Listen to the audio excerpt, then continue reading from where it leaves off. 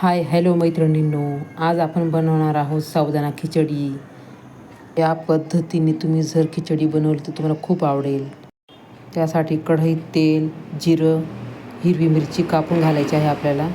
ते आपल्याला हलवून घ्यायचं आहे व्यवस्थित. त्यानंतर आपण घालणार आहोत शेंगदाणे. नंतर आपण बटाटा घालणार आहोत एक. तोही आपल्याला व्यवस्थित फ्राय करून घ्यायचा आहे.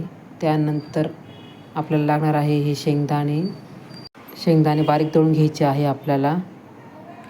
हा साबुदाणा मी 2 तास भिजत घातलेला होता. यात आपण अर्धा चमचा मीठ घालूया. जो शेंगदाण्याचा कूट आपण बारीक केला तो पण यात घालून घ्यायचा आहे.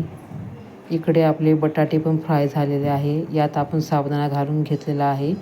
आता हा आपल्याला व्यवस्थित फ्राय करायचा आहे, म्हणजे आपला साबुदाणा कुठेही लागणार नाही आणि एकदम छान आपली साबुदाणा खिचडी रेडी आहे.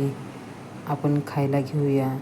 जर तुमचा उपास नसेल तर तुम्ही याच्यात कोथिंबीरसुद्धा घालू शकता आहे.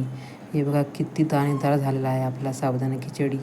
चला तर मग बाय.